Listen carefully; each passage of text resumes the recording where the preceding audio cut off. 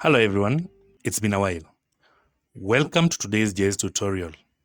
In today's video, we will learn how to use a fairly new plugin in QGIS that I've been working on called the NASA Power Downloader.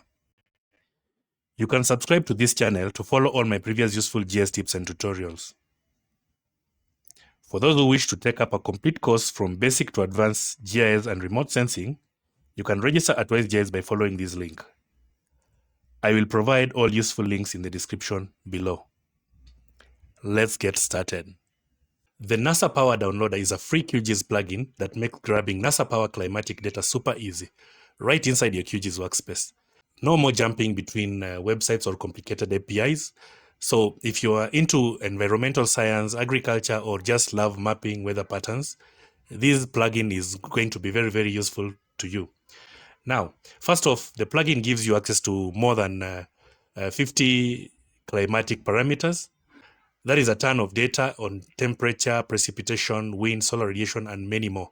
So let me just highlight some of the key ones. That is, you can find temperature, precipitation, you can find wind, solar radiation, humidity, atmospheric, cloud, agroclimatology, and energy.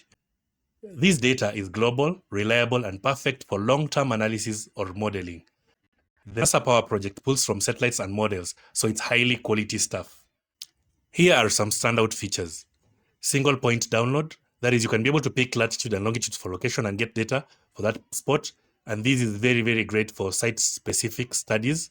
You can also do a bounding box where you can be able to draw a rectangle of the entire area. You can also be able to do map canvas selection, that is, use QGIS current view and draw a zone. And some of the outputs that you get are in terms of CSVs, that is tables. You can also be able to get rasters in forms of NetCDF, GeoTIFF, and JSON. And this is flexible for whatever workflow you have. You can also be able to do a timescale, that is, choose daily data for short-term trends, monthly summaries, or long-term trends, climatology averages. If you want to check out the code or contribute, head to the Git repository under this link. Actually, this is open source, so fork it and suggest improvements or report bugs. And for the official plugin, go to the QGIS repository. The link is provided below. So let's go to QGIS and see how we can make good use of this plugin. To start with, we will learn how to install the plugin in two ways. That is using the plugin tab and also using a zip file. So I'm going to go to plugin, manage and install plugins. And then I'm going to, under all, I'm going to search for the NASA Power Downloader. So NASA Power Downloader. And then you can read more information about this. So far, it has 324 downloads, so it's a fairly new plugin. So you can actually install it. For me, I've already installed on my computer. There is only one version available, so I'm going to click on close after installing, click on close. And it will appear at the plugin tab on a tab called web, and then there is the NASA Power Downloader. So that is one way of actually downloading and installing it. Another way of downloading your NASA Power Downloader plugin is by going to your browser. So go to any browser, then type NASA Power Downloader QGIS, then hit enter. And it will bring you to the QGIS plugin repository. You can see, you can access it directly. You can see NASA Power Downloader. There's also the GitHub page for the NASA Power Downloader. So I'm going to select the plugin here, the first link. Then it will bring you to this, and you have an option here of going to version, select version. Then you can see we have a version 1.0. It is giving you the minimum and the maximum version and so many other information. So I'm going to click on the version again. And this time I'm going to click on download on the far right. And you'll be able to download this as a zip file. I'm going to browse and I'm going to save it somewhere on my computer. Maybe on the desktop, NASA 1.001. Then it's done downloading, I'm going to go to the QGIS, go to plugin, manage and install plugins again. This is the second method. Now you are going to install it from zip. I'm going to browse for where the downloader is. It's on the desktop here. NASA Power Downloader 1.01. Open, then click on install, and the plugin will be successfully installed. So those are the two ways you can actually install the plugin. So I'm going to click on close, and now under my plugin, you can see I have web and I have NASA Downloader. So I'm going to click on the NASA Downloader so that you can be able to now look at how the tool looks like. When you open NASA Power Downloader for the first time, it will give you some of, this is actually the interface of the NASA Power Downloader. We have the location part, we have the time range, the parameters, and you can see under the parameters, you select one or more. Then we have the output in terms of CSV, or we have many other options, JSON, NetCDF, and ECAS. So let's just go through this tool, and by default, it gives you the coordinates, and this is how the format of the coordinates looks like. So you can use a single point, you can use an area, or you can use a current map extent. So for this practical exercise, we're going to be using the single point for now.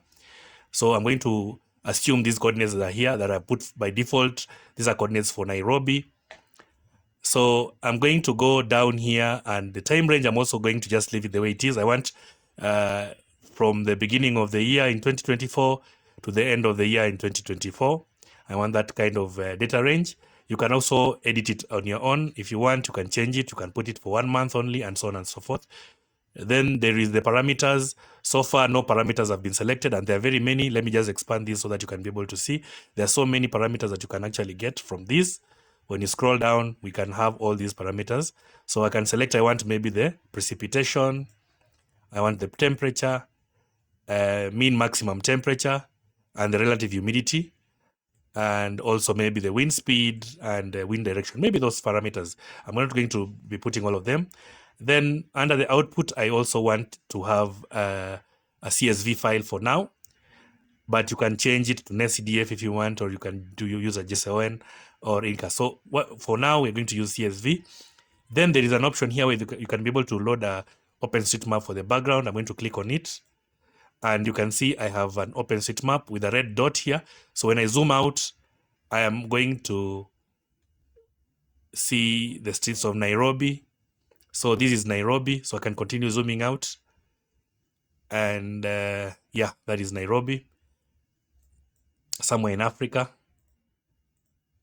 So what I want to do is I want to get this data for the whole year for the Nairobi in terms of a CSV. So I'm going to click on download, and you can see it's showing you the percentage is already downloaded, and it will open a CSV file. And you can be able to see now we have a CSV file for Nairobi with the parameters we selected year 2024. You can see there's the year here. Then there is the date of the year. Then now this is the minimum temperature, relative humidity, and so on. And all these are the values, including up to the precipitation, wind direction, wind speed. And so those are the parameters that we actually had selected to be included. And now you can see this is actually showing that information, the location, date, and this is for NASA, from NASA Power. I can just expand this a bit so that you can be able to see. So the longitude and the latitude is that. The elevation of the area is that. And then these are the parameters that we have been able to download for the whole year. You can see from day 1 to day 366 for all the parameters.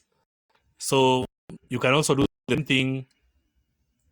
You can also do the same thing while at it. You can still do the same thing and change the parameter to maybe say NetCDF for Nairobi. I can just click on that. When you select the NetCDF now, it means you can only download one parameter at a time. So I'm going to uncheck some of this so that I remain with only one parameter. I'm going to uncheck all this. It doesn't actually allow you to download many of the parameters at once. Then with the information remaining the same, you can now download an NC file for that, and it will load instantaneously into QGIS. And you can see we have our NC file here. You can see it's a raster file, and you can be able to use it in your analysis. You can read more about this plugin by visiting my GitHub page. I'll provide a link in the description.